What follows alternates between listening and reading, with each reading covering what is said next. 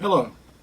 Today I want to talk to you about what happens if you have a mishap with your flintlock. I have a Pedersoli that my Pedersoli Brown Bess. I loaned it to a friend, and when I got it back, it wouldn't cock, wouldn't fire. It would cock. You could pull it back and put it into cock, but it wouldn't come forward when you fired it because, as you can see, the mainspring had busted. Not sure what happened. It wasn't in my possession when it happened. I have an idea of what happened, but that's neither here nor there. So I ordered a new mainspring from Track of the Wolf, and I'm going to install it here for you. It's really simple, but just in case, all you can see, it really just has one screw, this pin, but if you line the screw up there, the tail of this is going to be below where it needs to be to engage the sear. Well, not the sear, but the tumbler. It's all, and you have to have the lock all the way down because when you pull this back, as you can see, that rolls forward, and we don't want it. If you have it in full cock, it's going to be way up here, and it'll be impossible to get the new spring in. But to do that, first thing we're going to do, get in my little box here. There's a cleaning rag with some oil. I'll wipe some stuff down. My bag of tow for cleaning stuff. Tool kit, little tool wallet, flint wallet. But the main thing I'm looking for right now is one, a mainspring vise, and two, a screwdriver. And we'll set this back out of the way. But anyway, so what we need to do first is take your mainspring vise. I'm going to try and hold it here. I'm kind of doing this a little bit backwards just so you can see it on the video. But you're going to put the affix the vise just like so, because you don't want to be able to screw it.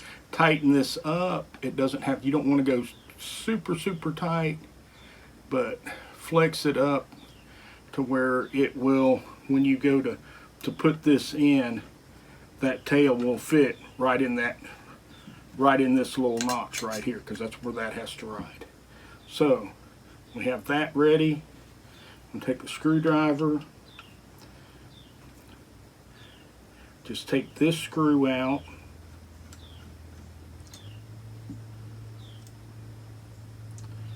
and this has a pin, so you might have to pry it up out of there because it has a pin right here, as does this one.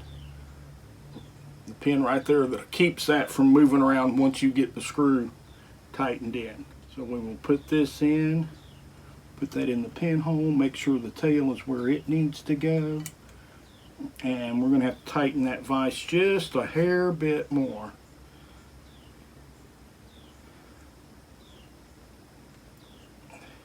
To get this to fit in where it needs to go. So let me tip this up where I can see it. That needs to go down right there, and it's wanting to be a little pain in the butt.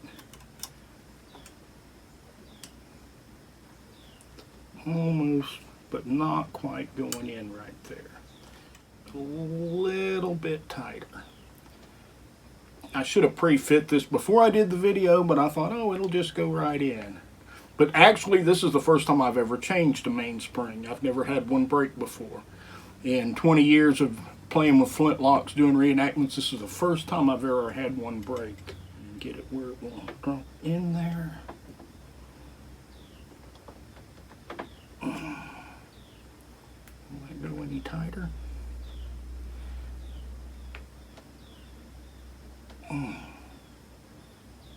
I don't think it'll go any tighter than that.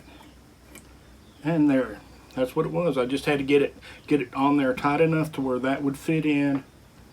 And I'm gonna try and do this where you all can still see it here.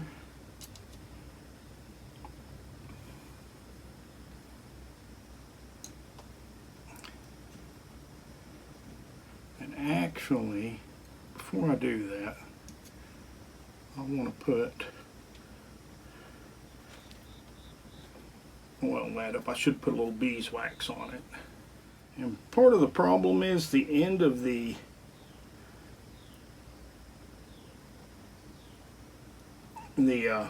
mainspring vise is right there in the way for me to get it to start with my finger.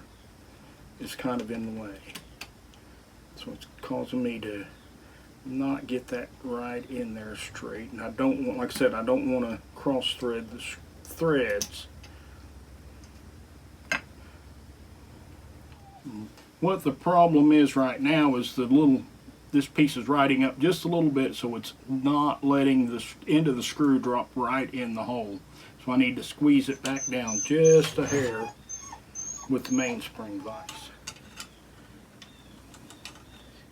Okay, that's what I'm going to have to do, is pull up on this just a hair until I get the screw started. There we go. So the trick where I was struggling was I was pushing this down, trying to hold it in place, and I needed to raise it up till I got the screw started, and then let that just fall into place naturally. But like I said, it's the first time I've ever done this myself. I've heard people talked about it, and I'm like, it can't be that hard. I've worked on locks before and stuff, but I've never had to change the mainspring before. But anyway, screws in, it's all the way in. I did put a little bit of grease on it right here. Got this little bit of grease here because I want to put a little bit on some of these other contact points. I probably should tear it apart to do this, but for right now, I'm just going to poke all this down in there. And this winter, once the reenacting season is over and stuff, I will probably tear this lock completely apart and redo it just to see how things go. But there that is in a nutshell. And now, just to see how things go, let's move stuff out of the way. I'm going to take this brush and brush that grease down into the crevices there.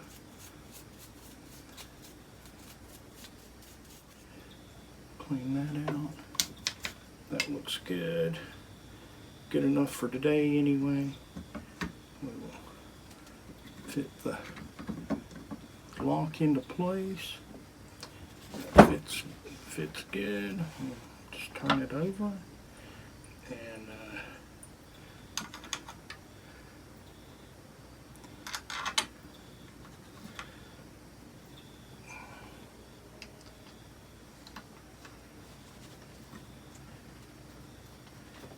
actually, I'll just leave that down where you can see. I'll turn it this way so you can see what's going on. Reassemble this lock. I don't want to tighten it up too much there until I get, just like with any modern machinery and stuff with the bolts, if you've got more than one, you snug them up and then tighten a little bit on each one so they get evenly tight.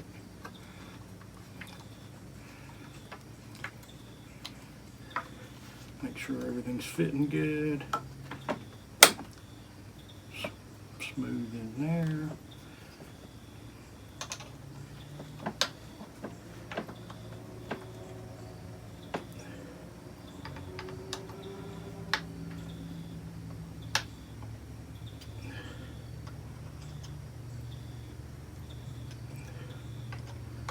Snug those up. Close the pan.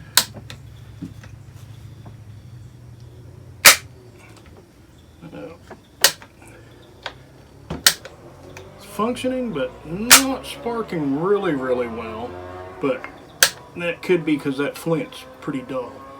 Anyway, that is how you change a mainspring on a Pedersoli Brown Bess. I hope you enjoyed the video, and thank you.